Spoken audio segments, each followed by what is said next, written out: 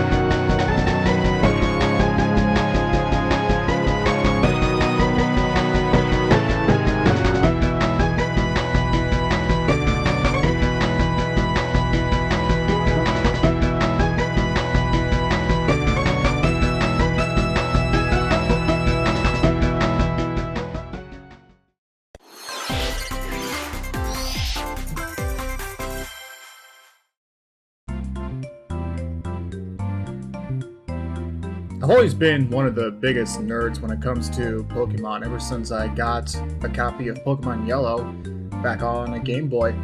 I've always enjoyed trying to be number one and raising the best of these Pokemon that I could muster and trying to come up with new favorites each time I start a new generation. At one point, it just got to the point where I wanted to start working on some adventures of my own and make a game out of it. For me, my role in game development is normally just coming up with art assets and trying to improve my craft in any way that I can, whether it be through sprites, 3D models, or anything of that sort. If you ask me, the biggest struggle that I've had is not having enough time to work on the things that I love doing, such as working on these sorts of games and trying to finish a product. We know big projects like this can always take like years in order to finish, but it's something that I can be proud of in the very end.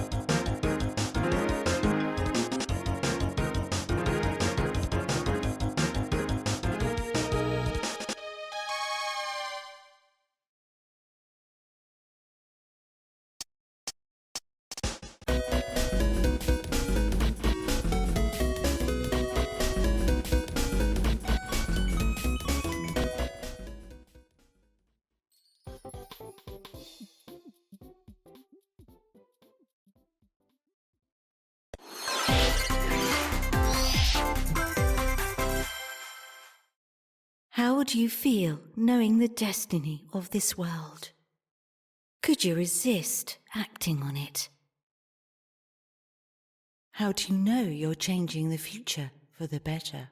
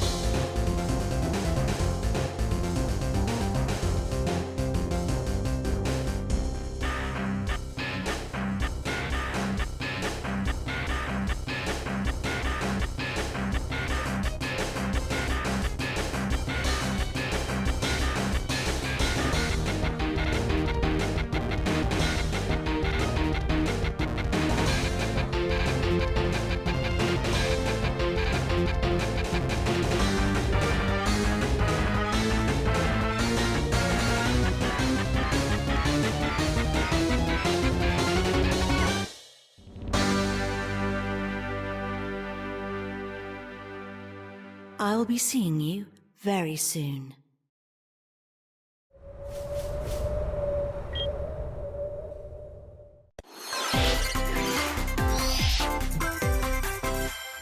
What do you think?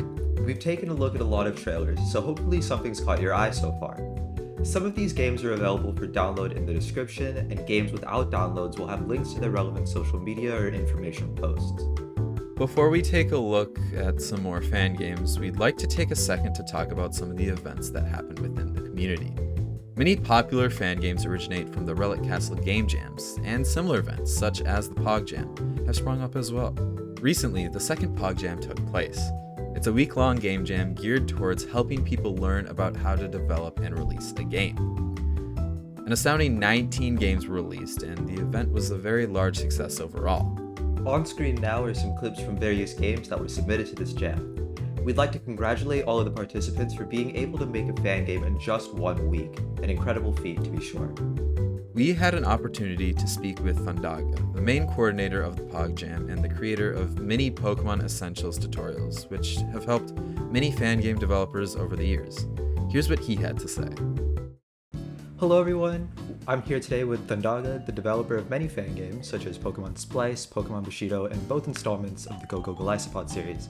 How are you doing today, Thundaga? I'm doing pretty good. I'm having a nice chill day. I'm working on my Pog Jam game, Pokemon Doodle, and I'm just grinding, but otherwise, it's been pretty chill. I hope you're doing well as well.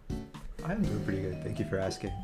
Alright, so let's start with these questions. So, First of all, how did you find out about fan games and what kind of got you into making them? Ooh, okay. So, I was streaming some Pokemon stuff like in college, maybe back in like 2014, and I was playing Pokemon Emerald, and somebody mentioned like, oh, have you heard of Pokemon ROM hacks? So I played Pokemon Quartz and Pokemon Snakewood, which both are like pretty old ROM hacks by now, but they had some questionable stuff in them, but I thought it was pretty fun that somebody could go in and like make a fan game or make a ROM hack. And then around that time, Pokemon Uranium started blowing up, and I think it also like got the attention of Nintendo. So there was Uranium, and then there was another one called Pokemon Fusion Generation that I played, and I put a Pokemon Fusion Generation reference into the very first Pokemon fan game I ever worked on, which was Pokemon Noir, funny enough. But around that time, I was like, whoa, you can make games, you can make them standalone, and I thought that was really interesting. So I looked up online to see if it was possible. I was like, oh, how do I make a Pokemon game? And then I started watching a couple Atomic Reactor tutorials, and from there I started messing around with Pokemon Essentials, and I was just learning a little bit at a time, and I thought it was super fun. And that was kind of what got me into it, at least at the start. Yeah, I think a lot of people can kind of relate to that, finding out about fan games and just being interested in how to make them. Yeah, exactly. It's like a gateway drug. You play one, and then you're like, oh, well, I want to play another. Oh, what's this? And then... Yeah, exactly. And then before you know it, you're diving down the rabbit hole. What kind of inspired you to kind of create those community events like the Pog Jam? So I think my biggest inspiration is honestly some of the Relic Castle game jams, but it's the Relic Castle game jams mixed with the fact that I have a short attention span. So I kind of wanted to create I want to have a game jam series where it's kind of shorter and a little bit like lower stakes, and it's just like making something fun. At the end of the day, I just wanted to like encourage people to create some things, and it's really easy for ideas to bloat and grow in size sometimes to the point where people never actually release anything. So having something with an extremely short window kind of forces people to reduce the scope, so people will still like release something, and I feel like that's like the key to learning. So reducing those cycles to like extremely small sizes and being like, make something in a week, or the first one, make something in 3 hours.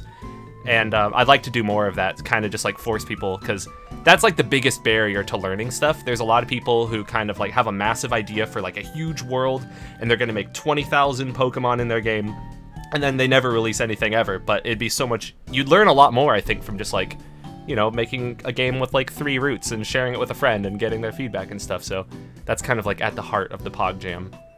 Yeah, I mean, I've been like going through the PogJam server and seeing people kind of experience the different stages of development has been really interesting. Yeah. I think it's been like a neat learning experience for everybody involved. Yeah, for a lot of people, it might be one of the first things that they ever like release to the public, and I feel like that they're learning so much. Like somebody last night in the Twitch stream, they swung by and they're like, "Yeah, like I've already learned a ton," and I'm like, "Yep, that's the goal, that's the job, that's the PogJam, baby." And just to kind of wrap things up, is there anything else you would want to say to the people watching? Yeah, so I would like to say keep on making things. Pokemon fan games and game development in general is a really good creative outlet, and it's helped me a lot personally, and I would strongly recommend that you share your creations and get feedback, because that's the key to learning. Yeah, just keep on making things, keep on learning. I've been doing this for over 6 years, and I'm still learning stuff every day, and I need to relearn stuff all the time, but it's a lot of fun. I think learning is one of the most fun things, so share stuff, create stuff, learn stuff, just keep that cycle going. Yeah, I definitely agree with that. All right, well, thank you for your time, and thank you for coming on to the Direct and having this interview. Hey, thank you very much for having me. I appreciate it. Thanks to Thundaga for an insightful interview.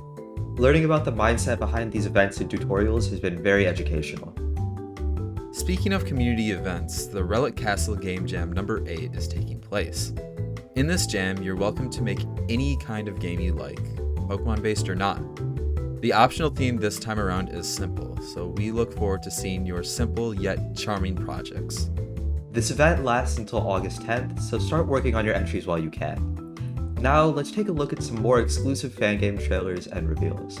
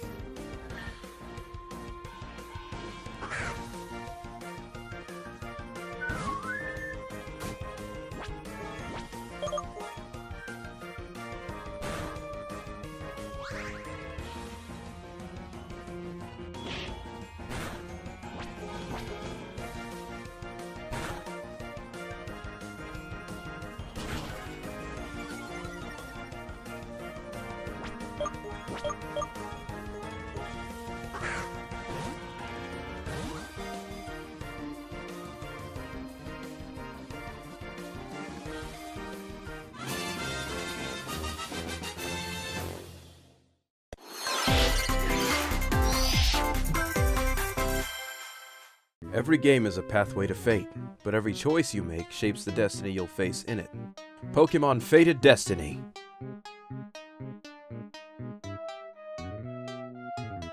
Join us for a tale that spans 2 generations of heroes in the all-new region Terfati.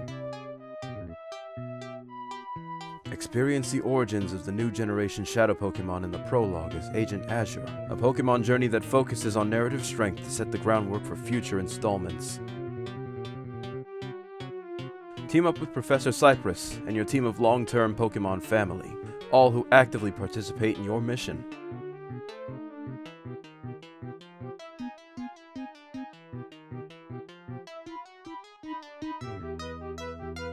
Access the Mega Evolution system to give yourself the edge you need to defeat those who stand in your way.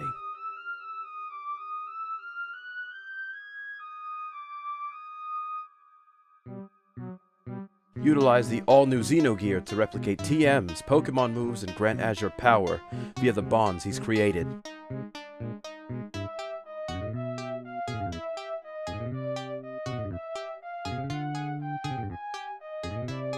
Investigate, battle, and discover what Neo Team Rocket plans, and put an end to their misuse of Pokemon.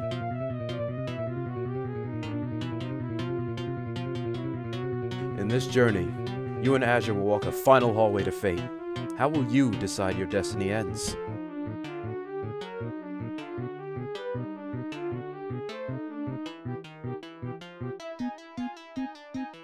When that decision is made, you'll be the inspiration for the next generation in the main game, Pokemon Fated Destiny, starring Zadorn and Zaya.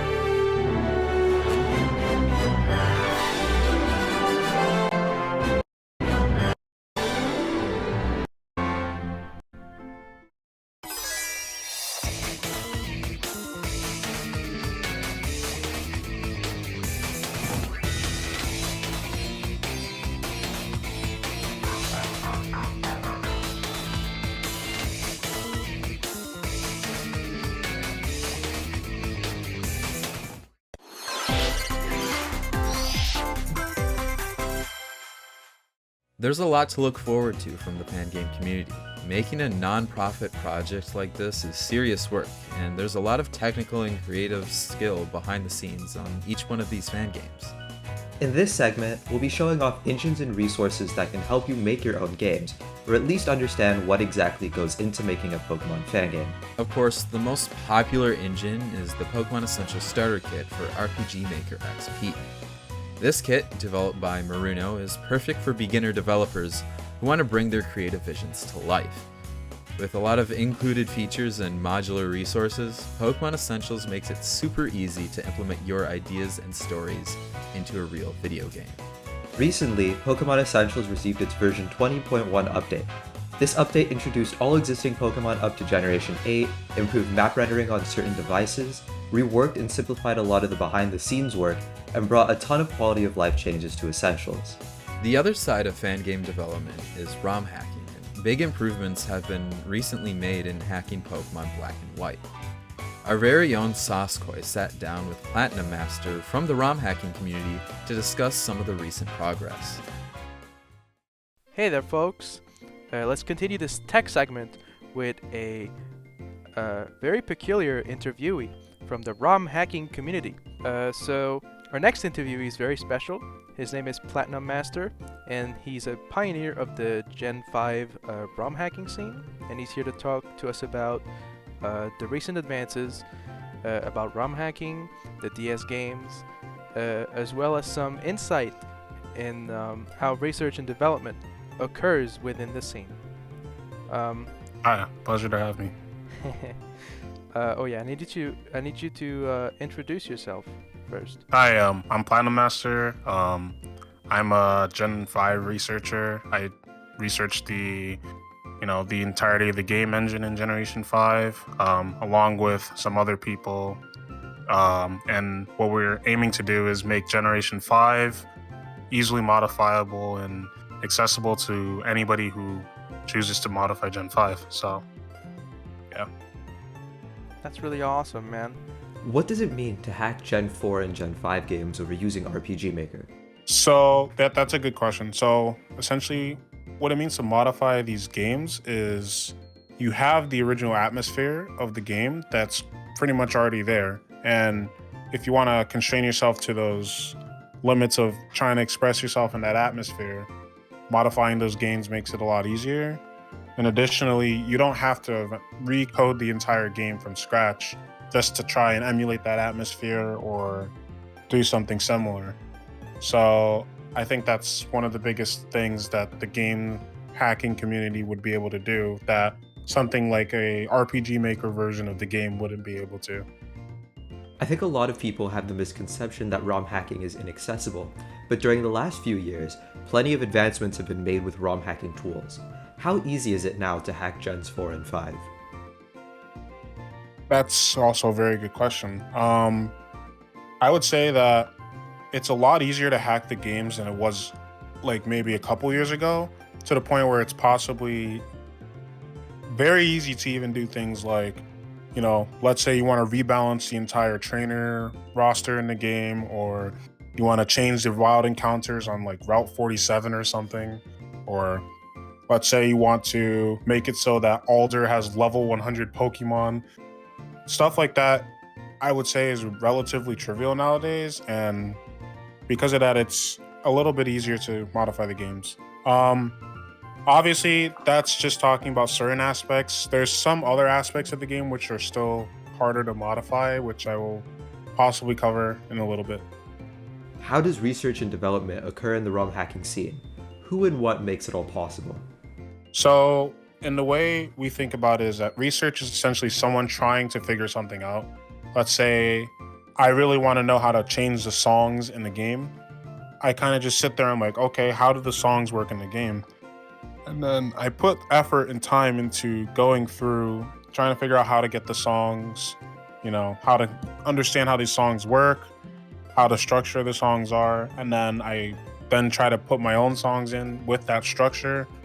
And eventually we get to a point where you're able to have the song that you entered in the game. And that's generally how some research would work. And anybody can theoretically do research because it's essentially just a bunch of people who really want to do something, banding together to try and figure out how that something works and then implementing it. Could you show us something trivial you can do with Gens 4 and 5 ROM hacking? What about something more advanced? That's a good question. So what I would say to that is essentially there's this one aspect which is modifying the game's code. And this is separate from modifying the game's events because those are usually stored in scripts. But let's say you want to modify the lower level aspects of the game, like you want to modify like connecting to Wi-Fi or something crazy. To do something like that, you would need to research the game, and you'd most likely need to write this thing called an assembly routine, or essentially some code which compiles into assembly that modifies that aspect of the game. And that's going into heavy programming, which, well, maybe not heavy, but it goes into the idea of programming a little bit. And some people may not understand it as easily as, like, let's say somebody who can use like DS Pokemon ROM editor to change like the trainers and something like that. So it requires a bit of a different skill set than the other aspects of hacking the game. So that would definitely be something that's more advanced. What is your personal favorite aspect of hacking the DS games? Yeah, that's a great question. I would have to say that my most favorite thing to do is modifying the file system, because if I wanted to change graphics, it's usually something I can just easily do within like 5 seconds, because I can find the file and there's a name for the file and I can just go in and do it. With the other generations before, like Generation 3, 2, and 1, they didn't exactly use files, so I kind of had to you kind of have to just go in and look for the graphics yourself by using a hex editor or something. Or if you have the decompilation, you can go ahead and look for the graphics, but they may not be titled accurately because, the original game may have used different names, but the decomps do their own thing. And because of that, it also allows me to easily pull files to test with when I'm modifying the game and doing other research assets. So it makes it a lot easier, and I think that's my favorite part of it. Thanks to Sauce and PlatMaster for a great interview. Looks like Gen 5 ROM hacking has a lot of potential, and I'm especially excited to see the different projects and games made with these resources. Another important resource in fangame development is having high-quality sprites for Pokemon introduced in future generations. And one of the major resources in this respect is the Smogon Sprite project. The Smogon Sprite project has been providing 2D Pokemon sprites for the fangame community for a long time, and we spoke with some of the members on their team to hear more about their progress on spriting Pokemon from Sword and Shield. Hi, I'm Antiant, and some people call me Auntie or Ant. Hey, I'm Gez, also known as Grand Emperor of Zeleron, and I'm the project leader for Smogon Sprite Project, as well as one of the spriters. To begin with, I think everyone is excited about Generation 9. What's the status and plans for the Gen 9 project? So Gen 9 is already underway, with us having started sprites for the currently revealed Pokemon, such as the starters and the legendaries, as well as the meme-worthy Lechonk and Smoliv. And while there isn't anything for Gen 9 there just yet, we will be posting updates as things are ready on our Smogon thread.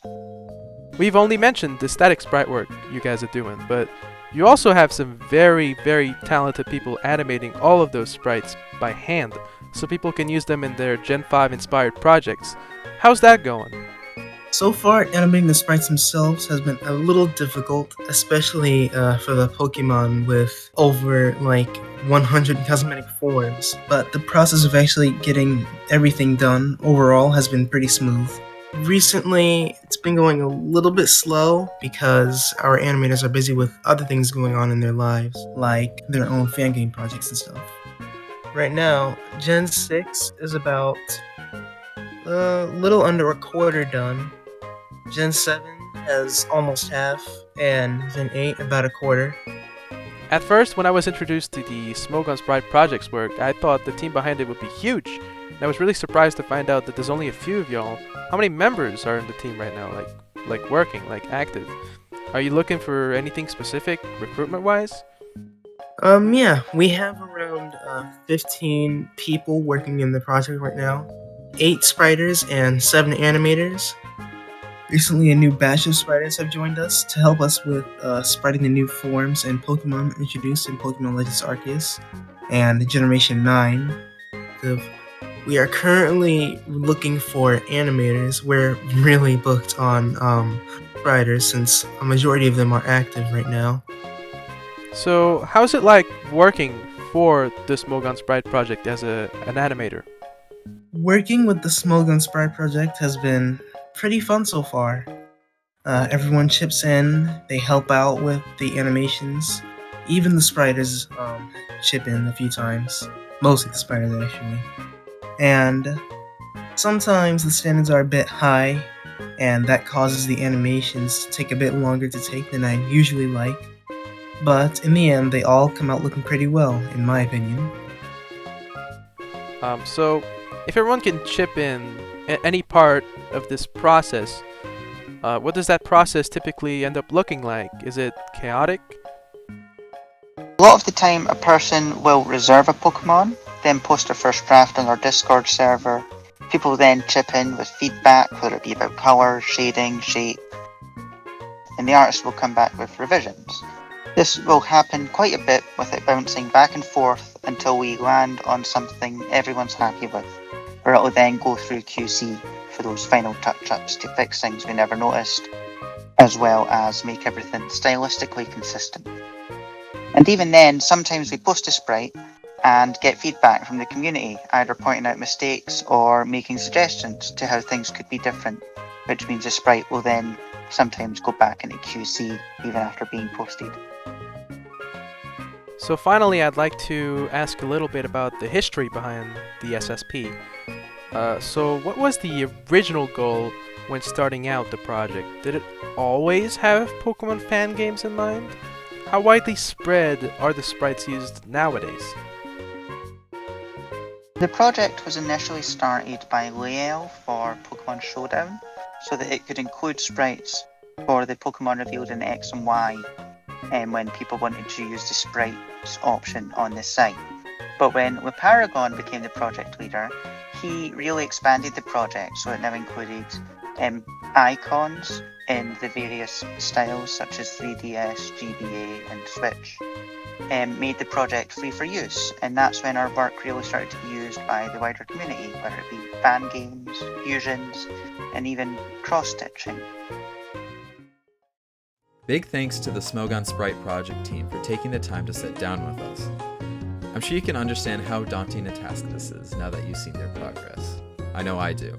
Anyways, let's finally take a look at some progress on 3DPE, a new cloud-based 3D game development engine that many fan games make use of. Get ready to enter a new dimension. Hi, I'm Bonzo Rob, and this is 3Bot. We've got 2 minutes to go over why fangame creators might want to use our engine, 3DPE, over our rivals, like Ulix Dexflow, or Poke Engine, or making a ROM hack, or, well, you know. 3DPE isn't specifically for Pokemon fangames, and is also what the pros call not ready yet, but fangame creators might be interested. If you're just a player, too bad. Strap in lads, we're going mapping. If I know one thing about the fangame community, it's that we're nerds, and nerds love Lego and Minecraft. So I built the map editor around voxel editing, where it's quick and easy to block out your maps. You can also directly edit polar terrain, which means round, not cold. Then we can just paint on tiles, or use the ancient secret technique known as dragging a box to do it quick, with the terrain filters so we only get the rocks. Aha, you say, but what if I don't want my grass to look like an old pool table? Check this out, you can make tile patterns and use that to break up your repeats. Pro tip, this even makes the map more efficient in-game for complicated coding reasons. Yeah, I know auto tile's good, I'll probably add it at some point. Tiles in this engine can be imbued with special properties, like seasonal changes, emission maps, animations, and even reflections. This all works with patterns, and then you can compile the seasonal changes into the map, and then change them instantly with event scripting. So you're saying, these squarish shapes you're showing me are cool and all, but what if I wish them to bear life? At your very command, so it shall be. Add nav meshes to turn your beautiful mess of polygons into a beautiful mess of polygons the little guys can walk on. Let's make a town. I can drop in these houses and we'll make sure the lights are on, plus some hedges for privacy, because we don't want to see what these sick freaks get up to at night. If you're feeling a bit intimidated by the idea of making 3D models, don't worry, it's pretty easy. In the future I'll release some tutorial videos for Blender. I made the pixel art for these houses and plants years ago for a Gen 3 project. Oh god, like 10 years ago, I'm so old, but that means you should listen to my wisdom. Now let's populate the town with sprite entities, which sounds like some kind of beverage ghost. Entities are pretty scripting heavy, but here you can see me forgetting that there's a start animation setting. Let's add a Lillipup that runs around in circles. Yeah, looking good. And then because sprites can emit light too, we can see the beverage ghost up on the tower at night. Ooh, it's definitely not 3Bot. My favourite thing about 3D is how much polish you can add with lighting, fog and camera controls. This is exactly like VR. So, that's all I can squeeze in for now. The plan was to run a multiplayer battle demo in the spring and then a map editor beta test in the summer, but it turns out I need money to live. I'll announce those as soon as they're ready. I've got plenty of plans for the future, but I'm more interested in what you, the game creator, wants to see next. So, why not join our Discord where you can bully me into adding features or just enjoy watching me break things. Thanks for watching guys, I'll 3 you later. 1, 2, 3! Well, that's it for our technical section. I'm sure you've all been waiting patiently, so let's take a look at some more trailers from your favorite fan games.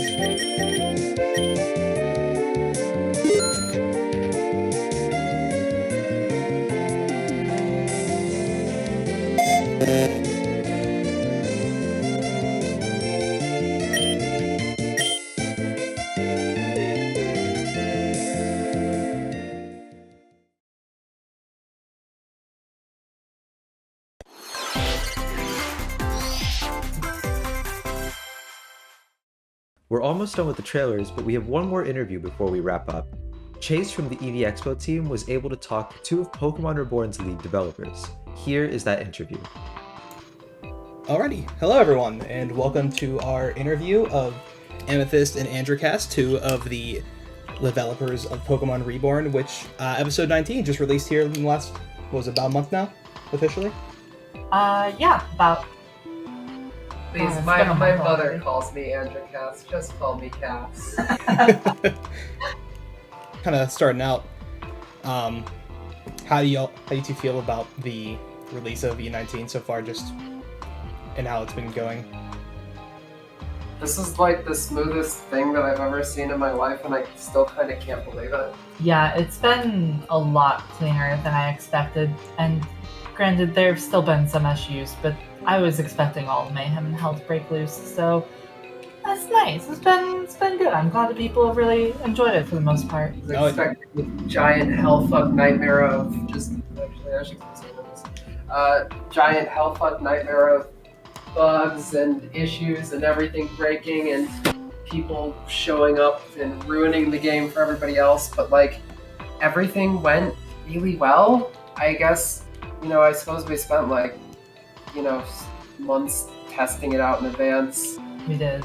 And we spent a lot of time over the years with just people playing it on like the devs. The devs on the dev server would like play with the current build of whatever we had, so there was some testing there. Oh yeah, I remember when I was like I started a new save to play through E19 during the beta testing. I was like, when Krim was watching me, and I said, okay, I'm finally ready to start E19. Look how much time I put into it so far. And she's like, that's baby hours. Yeah. So kind of going into some of the questions that we had prepared, how did you two find out about Fangames and what kind of got you both of you into making them? So Fangames weren't really a thing before I decided to start making Reborn. Somebody suggested, hey, we should make a ROM hack of Reborn. The online league, that is. And also, there's this game called Pokemon Raptor. And Raptor EX. Yeah. And I had never heard of that before. And then I found out that Raptor uses RMXP, and I happened to have a bunch of experience with RMXP from when I was a teenager. So I'm like, okay, so this is what I'm doing now. And that was it. It was just a community project that I kind of stole the thunder on and ran with. Yeah, I just kind of play video games, and, I feel like a lot of people, as they play video games, sometimes they're like, man, I wonder if I could make a video game. And so for a while, I was just kind of a person who had that thought. Right. And then I played Reborn, and I was like, oh hey, this game's really neat. And that was it, and I didn't play it again for like 2 years. And then I was like, oh yeah, I played that one Pokemon game a while ago. I wonder if it's further now. And it was further now, and so I played it, and I was like, yeah, this game's really neat. And so I said hi to Ame, and I was like, hey, do you want like help? Yeah. And that was how I got started. So I know we kind of touched over this earlier, but you mentioned that the game, like the development of the game was started because you wanted to kind of put the story of the league into a game format. How did you first feel whenever it started kind of garnering attention compared to now?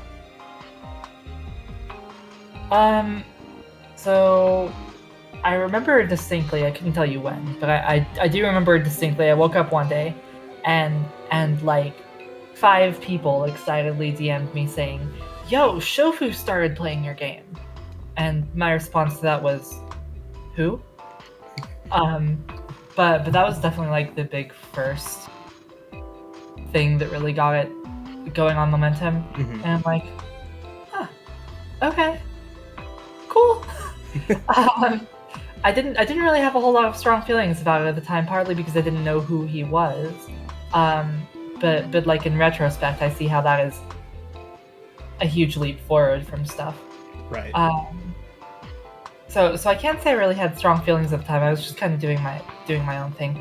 At this point, I'm just very grateful that it's been able to get to this point for, you know, so many reasons. Just people being patient with it taking so long, people directly supporting us since I started doing this full time, the community sticking around for everything, people liking enough to share in the first place. And I'd say that's really one of the biggest things for me, just because I hate advertising. So if people like the game enough that they want to tell their friends about it, that's what I'm counting on. So I just a lot of gratitude all around, really. Yeah, I know I've definitely kind of told people who haven't really already been invested in fan games about it, like, hey, if you want something that's going to be a bit more of a challenge, but like just really in depth, I'd really recommend this game. Hell yeah. And I've definitely gotten more than one person kind of like into playing it, which like I'm glad I could help kind of spread that around, because it's just genuinely like you all put in such an amazing amount of work, and it's really just kind of mind-blowing. I appreciate that. Well, I will say, it looks like we're running a little bit long, unfortunately, so I'm gonna have to call it there. Yeah. But I really do appreciate you two taking the time to kind of chat with us a bit and kind of give some input and thoughts about everything. Seriously, again, congrats. Thank you. Thanks. And yeah, no problem. Let me just before we go. Uh-oh. All right. Hi, baby. Say hi. Hey. She doesn't want to say hi. Baby. Or there she is. There we go. I'm sorry about that. No, I'm going to make sure that stays in. Good. Thank you. For the good of babies everywhere. That sounds weird, actually. Never mind. But yeah, thank you again, seriously. Yeah, for sure. Yeah. Thanks to Ame and Cass for a wonderful interview. Now, let's get back to those trailers. Conquer the depths of Machia in Project Chasm. Welcome to Machia, a diverse, mountainous region interlaced by caves and tunnels. Here, you will race your rival brother Zane to beat the Machian Gym Challenge and win the championship. But not all is right in Machia. Avatars of ancient Pokemon have emerged, their primal strength threatening a crisis. You must destroy these avatars in 2 vs 1 battles while enduring powerful primeval moves. Uncover the mystery of Machia's past alongside a cast of NPCs with region-spanning questlines. Powerful tools will aid you in your mission. The EXP Easy Dispenser converts surplus experience into candies. The Aid Kit heals your team while adventuring. The world's most powerful Pokédex tells you everything you need to know about the game's 900 plus available species, including regional forms. Win with your favorites. Project Chasm features reworks to hundreds of species, with over 200 new moves and over 130 new abilities. The type chart and status effects have been reworked to create deeper gameplay with tons of viable strategies.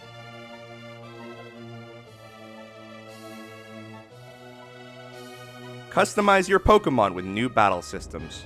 Style values allow you to directly modify your Pokemon stats, grind-free. Move mentoring allows your Pokemon to teach their moves to one another. Experiment to create the ultimate battling team. Currently, Project Chasm is playable up to the 7th gym, with the main game expecting completion this December. Join our Discord server to download our launcher, play Project Chasm, and to get news about our rapid updates.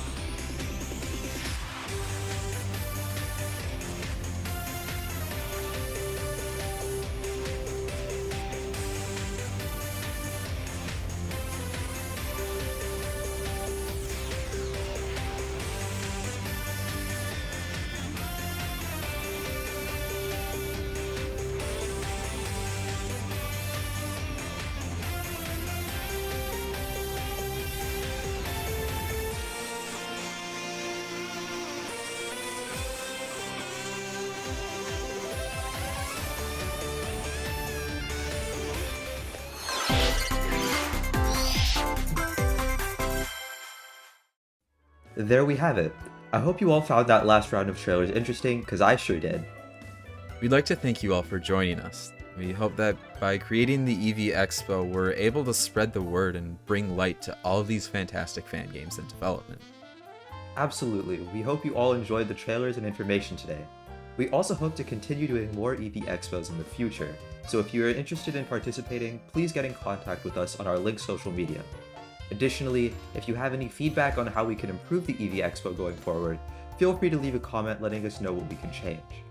But without further delay, let's get into our final trailer. Please take a look.